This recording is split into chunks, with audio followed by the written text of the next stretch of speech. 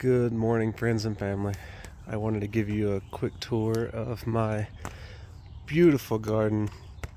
Probably the best I've ever created so far in life.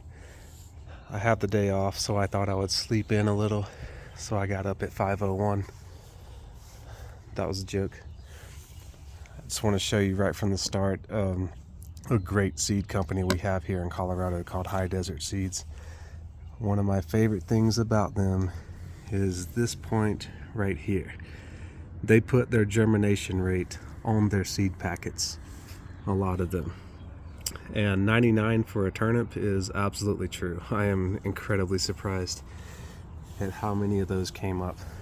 And this is just a selling feature that I love because of their honesty. I saw one of their seed packets online. It said 57%. That's just pure honesty. If you don't have a stainless steel, any other kind of metal, a plastic outdoor sink, you need to get one because it's fantastic. Everything that goes down the drain comes out into the bucket, and then you can just pour that right into your garden. Here are our strawberries. Not these are the fake ones to try to mess with the birds, but there's a real one right there. And if I pick these without my son being out here, it's a major problem because these are his. And I want to show you this little guy right here is a purple basil. I have to say it like that. It's a purple basil. And that I planted for my mother because she's going to be coming out soon. And I'm excited. We have our Indian coriander. I'm already starting off on the foot of look at all the problems with the garden, but it's not a problem. It's interesting. These all came out of the same seed packet. We got 4 out of 5. This one does this.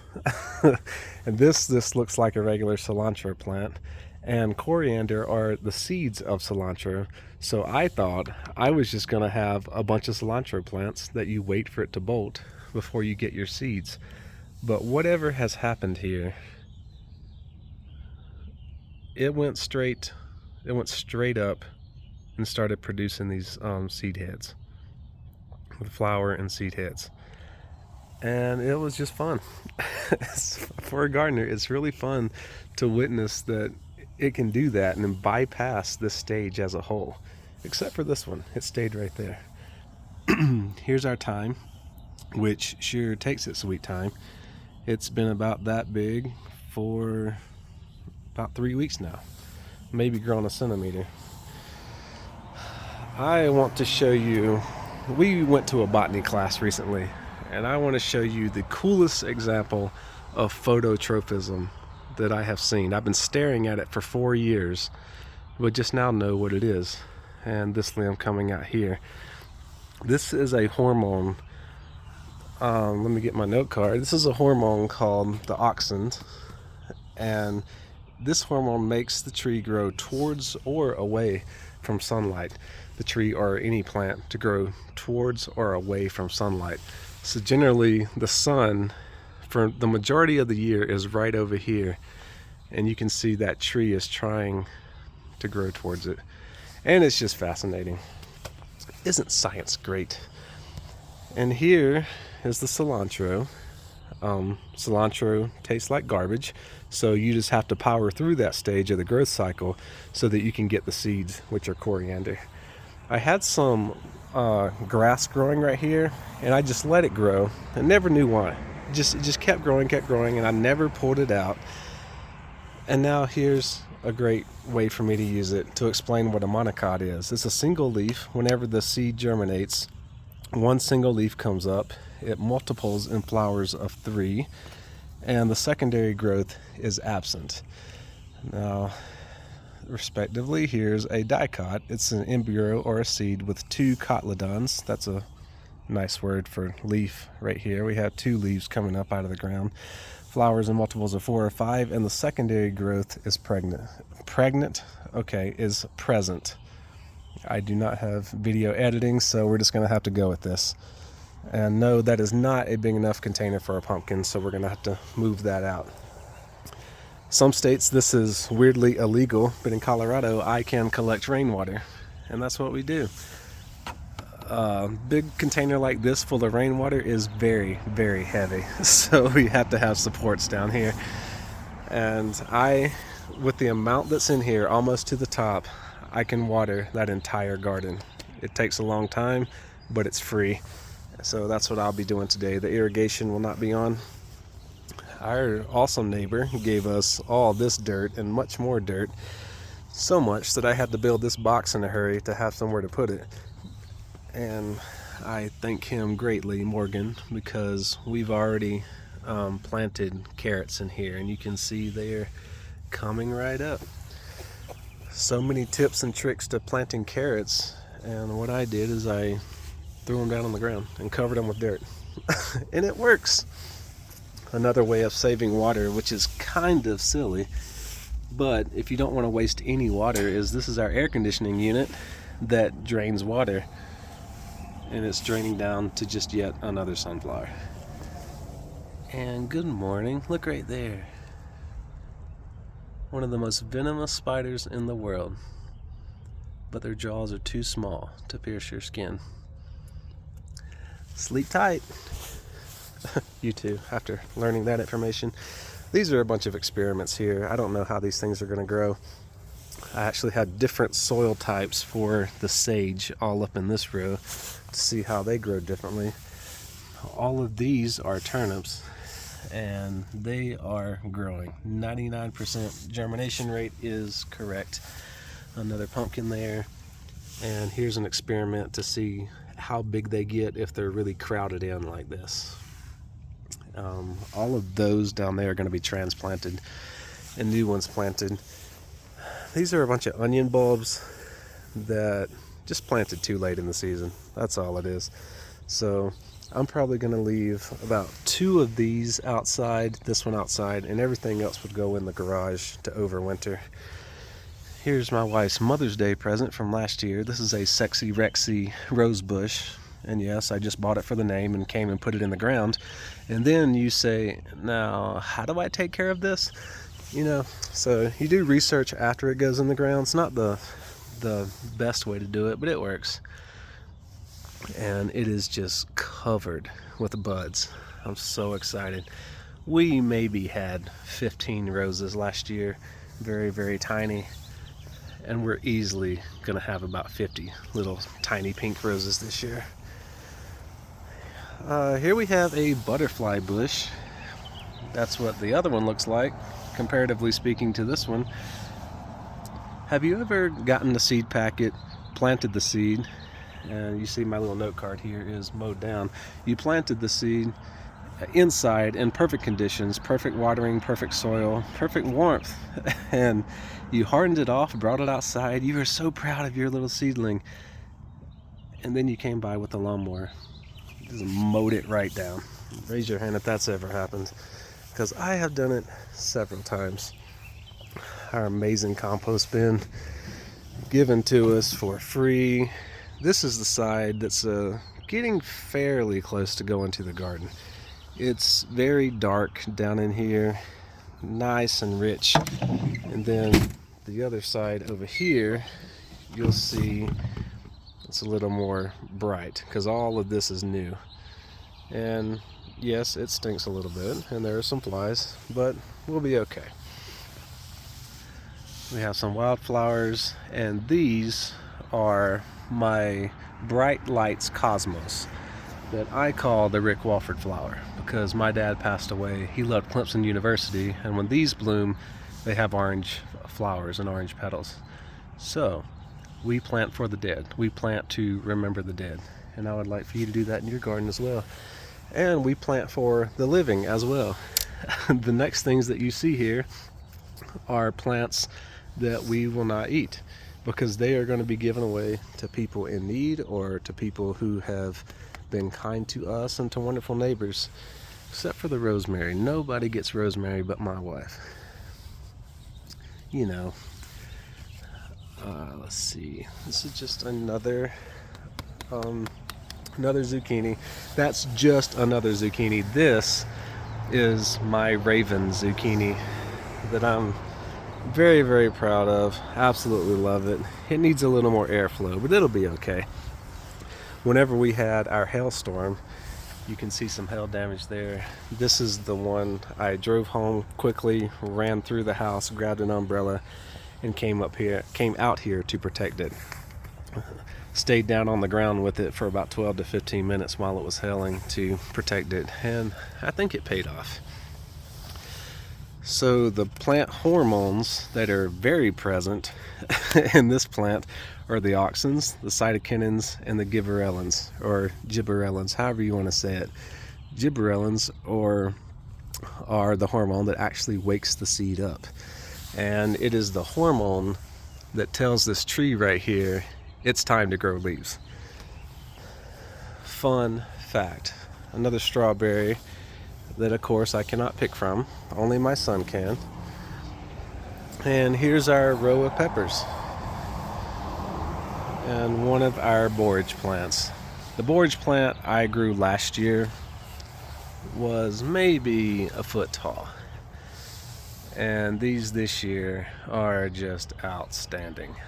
Talk about babying a seed. Starting in February, babying these seeds in every way I could, taking care of them, tucking them in at night. My son, whenever we come out here and plant a seed and we're putting dirt over it, we're not covering the seed, we're tucking it in. And that's a really special moment that I get to share with him. Here's a new plant. This is called a bachelor button. I encourage people to grow a new plant every year, something you've never grown before, and we have a bloom coming in. I'm just now noticing this. I've never seen that before. It's probably here all day yesterday as I was prepping the garden, trying to make it look pretty for everybody. And we have spinach right here. We have a lot of spinach, and you can see definite damage from leaf miners. So unfortunately that's on our chart as well, but I'm kind of happy to say that's a small spinach leaf. What you grow in the store can be about that tall right there, and this is actually I'd say a medium-sized spinach leaf for us, because when they're full grown they can be almost a foot, 10 inches to a foot. Here's one of our pumpkins, and we're doing a space experiment. Well, not here, that's spinach. We're doing a space experiment to see if a pumpkin and a spinach can be this close together. So when this dicot, gotta use the cool word, when the dicot keeps on growing, we're gonna try to run it right down the lane right there. All of our parsley on the backside. And be sure to label your containers, folks, because I have no clue what's in there. Possibly some more basil. I'm not sure, but this is one of our more beautiful ones, and it does not need to be touching that, so we'll fix that later. Ooh, the fact of the day. Are you ready? What is a group of turtles called? A bell. Aren't you glad you clicked on this video? And it's not the most boring video in the world. Here is a bunch of calendula that I don't really want or need right here, but we have a nice little leak in my irrigation, so that's why that pot is right there. You can spend a lot of time trying to maintain your irrigation system when something goes wrong. You can spend a lot of time trying to fix leaks, or what you can do is just move a pod into place. There's another leak right here. We have a leak right here, and I moved the plant right there. We have a leak that shoots out into that one, and a leak right there. I don't spend a lot of time fixing leaks, as you can see. Here we have another borage.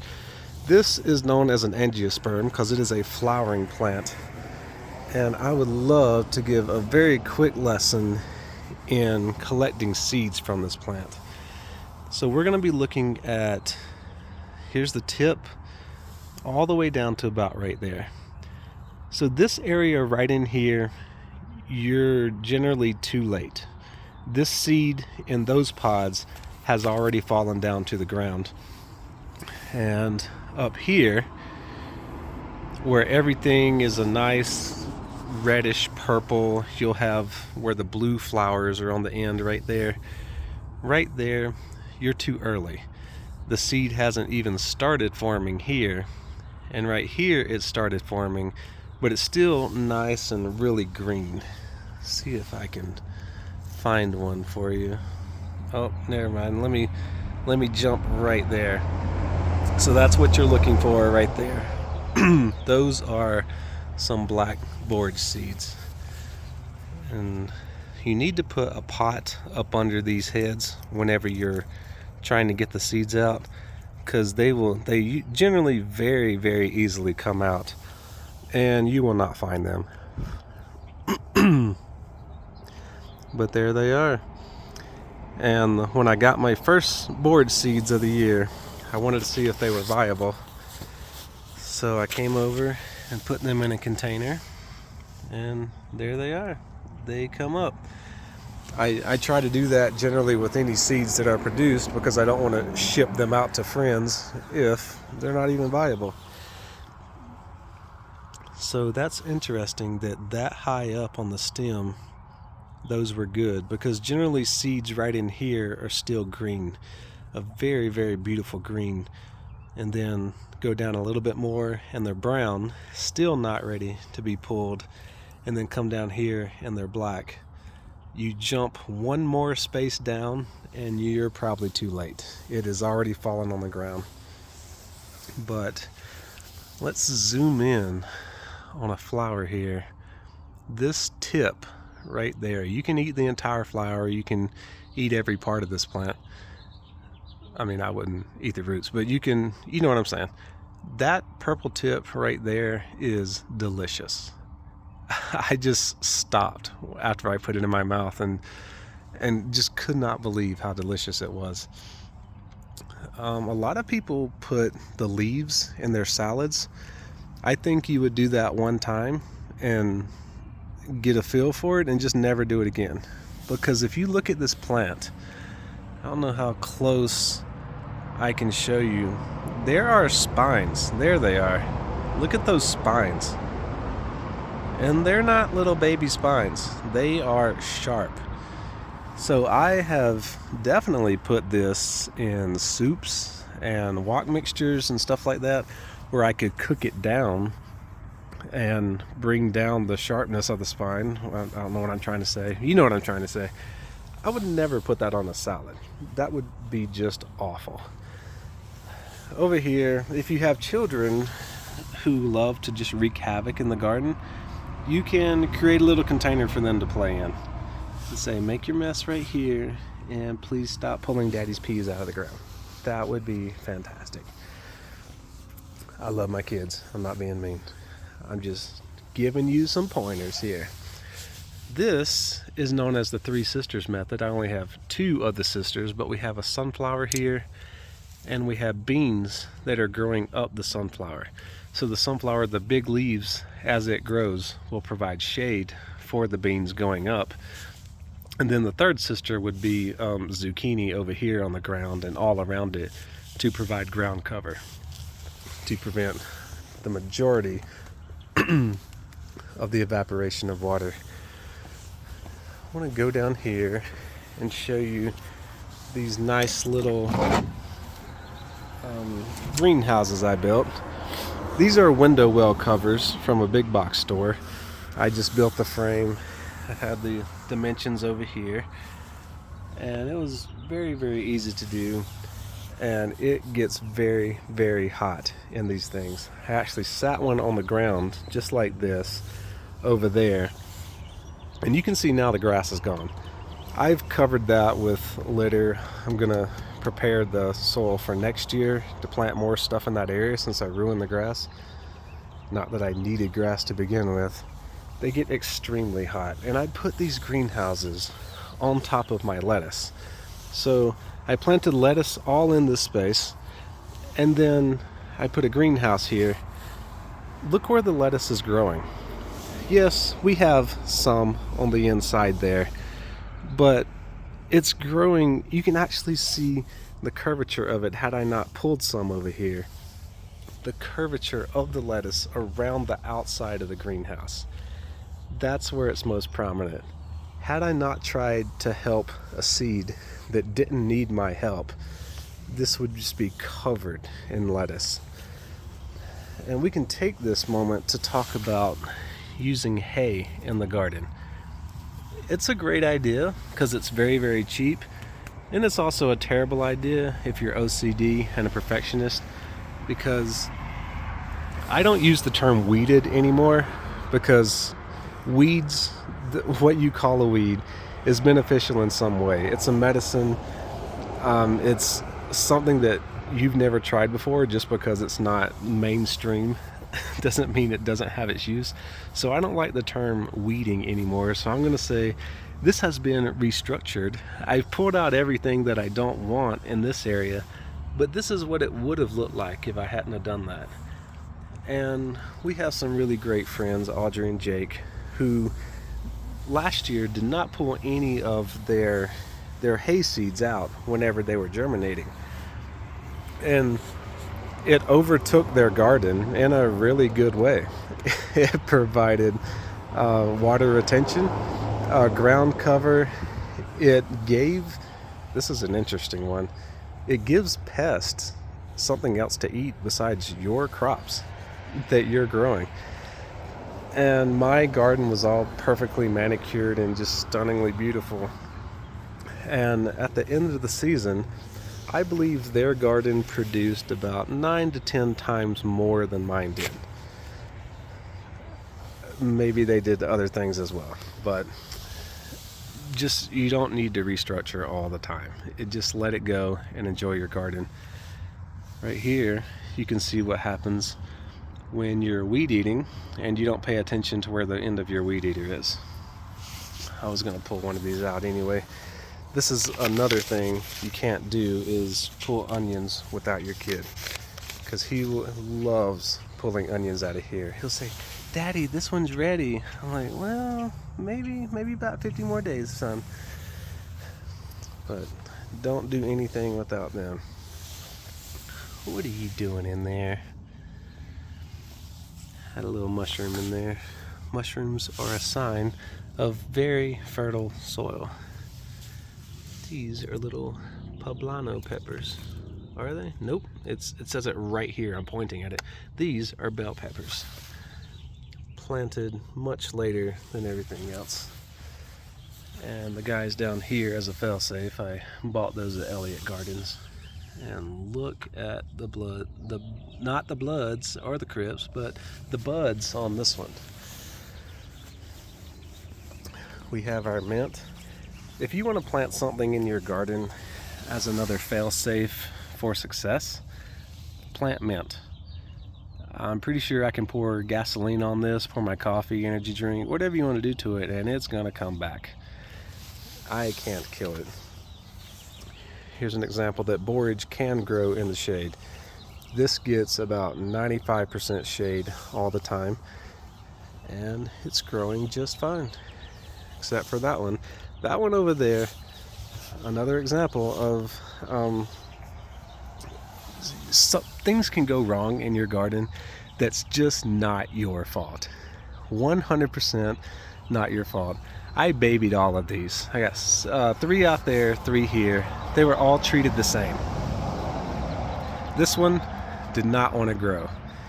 Comparatively speaking, if that one's that tall, this one would have grown maybe 10 inches. It would have been right there. And since then, it has surpassed these other ones in growth.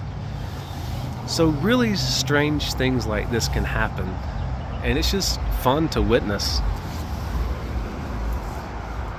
Back here we have, that's my neighbor's Christmas tree right there, and that's her son's Christmas tree from this year. Her tree from last year is on down there. I saw it laying in her driveway and I texted her and said, "Can I have that?" She probably thought I was weird, and she gave it to me.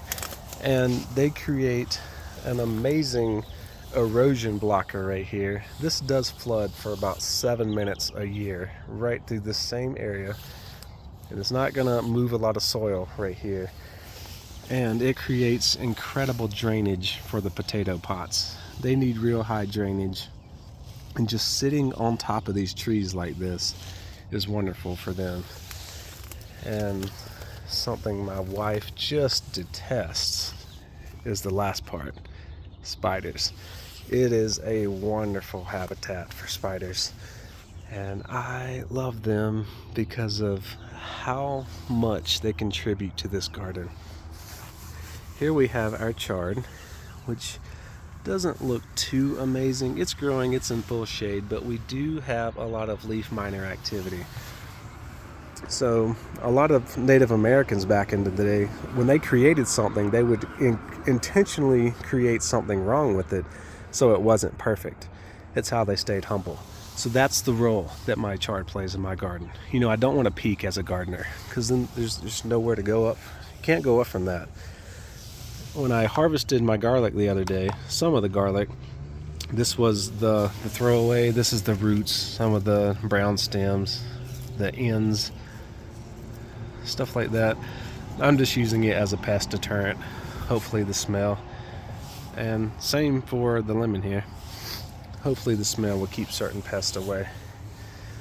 Here's a little protective cage that I built, and it's as effective as it looks. You know, the little birds, they just fly right through there. Seen them do it, and I just started laughing. Here's two more examples of the oxen pulling this plant towards the sunlight, because we're kind of up on it. Yeah, that's definitely a tree above us. So we're up under the tree, and these oxen are pulling it to the side, trying to get more sunlight in the day. Ooh, here's a good one. 3 differences of plant cells not found in human cells. We have chloroplast, the vacuoles, which is powered by turgor pressure, and the rigid cell walls. Probably get those during rigor mortis after you die, but not right now. And similarities, sound it out: nucleus, mitochondria, and a plasma membrane. My favorite part of this garden are my soaker hoses. They are fantastic. You have nozzles like this that just spew water everywhere, but the soaker hose puts your water exactly where you want it. And I want it around the base of this corn. I've seen corn watered from overhead, but if you can water it from the bottom, why not? We do have another experiment going on right here, because I planted all this corn in a nice, beautiful, perfect box, and I had one left over. So I said, I'm gonna plant 2 together, side by side, because somebody told me that I couldn't. Now, if we step back, which 2 corn are the tallest and look the best?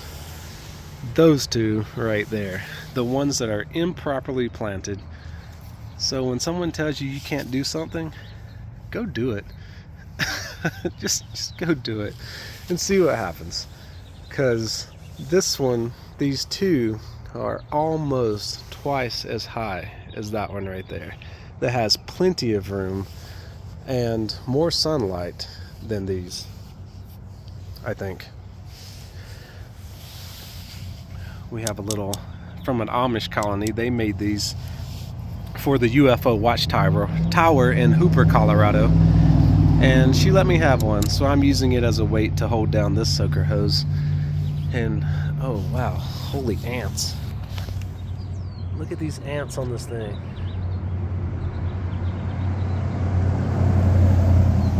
This is a volunteer sunflower right here. We have ants all over it, which is fine. It's not going to hurt it. The problem is if we have aphids. Now you can see right there where the stem is, or the... I knew this. I just had a botany class. There's a name for that. It is a stem, but there's another name.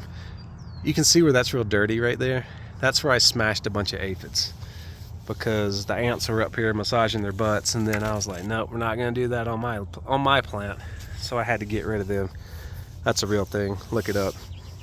So the tip of the growing point It's called the apical meristem. And y'all can laugh later at how I'm pronouncing this stuff, but there's one right here, and that's also the name for the tip that's deepest down in the ground, I believe. I had an example right here.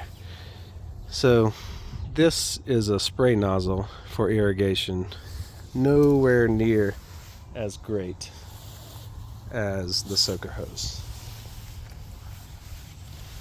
Now, what are we going to talk about? Oh, these are my Russian mammoths here. I call them Ukrainian mammoths for obvious reasons. They're going to get about 18 feet tall, supposedly. That sounds all cool and neat. Maybe not where I am, because right over this fence we have very high wind. So I don't know that those are going to make it.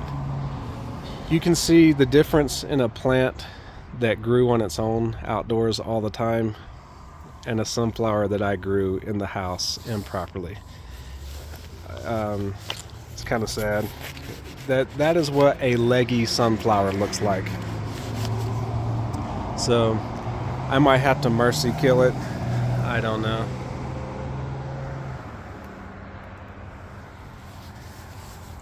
Here we have buckwheat. It has really, really pink flowers on it. I think I have one over there, but it is a very beautiful plant. If you eat too many leaves at one time, you can eat them just like spinach. If you eat too many at one time, it can make you more sensitive to light, which is just fascinating. I'm not going to try it, but it is neat. And when it flowers, it produces generally 3 seeds by each flower, and they look really, really interesting. You should check those out online. Pretty much my favorite type of seed just to have, because hey, look how cool I am. I have these triangle shaped seeds. You can make flour out of them, but I'm assuming you would need like 60 or 70 of these plants to accumulate enough seeds to have a working amount of flour, because the plants don't produce that many seeds. Here's my garlic that was planted improperly because it was sold to me at the wrong time. We're supposed to plant this in October. I planted mine in February sometime, and it's growing. It looks like garlic, smells like garlic, tastes like garlic. It must be, but the balls at the bottom are very, very small. They don't look like what you would typically see. We have some cardinal climber here. It's a vine I planted for hummingbirds, and by the time it grows and produces flowers, the hummingbirds will be all gone probably. But I have a little rock here from J&M Farms in Crawford, Colorado. They let me tour their garlic farm, and it was amazing. You go to a garlic farm and you think you're just going to see garlic, but I saw so many different plants that they have for feeding themselves and their neighbors who are in need, because they feed for the living as well. You can crush your eggshells and put them around your tomato plant. This is not extremely beneficial in the short run. In the long run it can be, maybe next year when this has worked its way down into the soil. But you really need to take a mortar and pestle and crush those down into a powder, and then put those around your plant. That way they could be more readily accepted into the soil. My fire pit, my cooking pit that I have not used since 996 houses were burned down in Colorado, so that's probably going to stay dormant for a long time. I have an incredible hindsight when it comes to irrigation, and I want to share with you a couple of my mistakes real fast. Number one is spacing. Clearly, you can figure that out for yourself. The board just coming in over on this tomato. These are too close together, and if you look up here, I've got plenty of room for another row. There's no reason for these to be so close together. The most important thing I want to tell you is these 3/4 or an inch pipes need to go down first. So you put your pots down first, You put your pots down where you think you want them, and then you roll out this big stuff right here everywhere and anchor it down. These are homemade anchors because not spending money on nonsense if I don't have to. What you're doing next is you're going to turn on the system so that you can see where holes are. I got all of this for free. You think gardening is expensive? It can be. These trellises, these pots, this right here, the wood for this, that frame right there, the blue pots, my father-in-law gave me those. All this, those white buckets, the compost, I didn't pay for this. It was given to me by people online, just giving stuff away. Right? Gardening does not have to be expensive, but you want to turn on the system to see where it's leaking. It's leaking because it's not exactly where you want it. If it was exactly where you wanted it, that wouldn't be considered a leak, right? But you can see I have a line coming out right here, and there was already a hole right there. So these don't cost a lot of money, but it's a waste. I could have very easily just attached that line right there before punching a hole. And I can admit this, that I messed up every single one of these down through here. You see this little plug right here? Let's see, here's a better example. I went all the way down the line wanting to punch this hole, and I punched it on the wrong side. So I had to come back, punch it on that side, and take it in. Wrong side, wrong side, wrong side. Just pay attention to what you're doing. You can actually save yourself a lot of money. Irrigation is not difficult. These little pieces don't like to stay together too well, but a zip tie, keep it right there. Here's the Rick Walford flower, a Bright Lights Cosmos. It's not doing amazing because I started it inside, but hopefully those other ones do a little better. If you want to take a botany class, this is what you're going to learn. The diversity of plants, history, people, leaves, roots, stems, connective tissue, tracheophytes, monocots, dicots, which are also known as eudicots, agriculture, and scientific developments. It is a great class to take, whether you take it at community college or if you're a veteran, go through Veterans to Farmers. And I will put that link in the description. If you want something that'll keep you up at night, you can look up CRISPR-Cas9. Roller coaster of a ride. Truly. So we're going to go back over a few things. Plant to remember the dead, plant to feed the living, leave reminders in your garden a place you have visited, places, experiment, have a spot for your kids to wreak havoc, and learn from your failures. Don't get upset when you fail, because you will. And finally, you sit down in your chair with your favorite Dexter Morgan coffee cup, and you gaze upon what you've done and just enjoy it. You put all this work into it. Just sit down and enjoy it. I am extremely calm in my garden, but I do get violently angry when a potato bug rolls through, and it makes my wife laugh hysterically when she sees me running and diving trying to kill one of these things. Love you all. Talk to you later.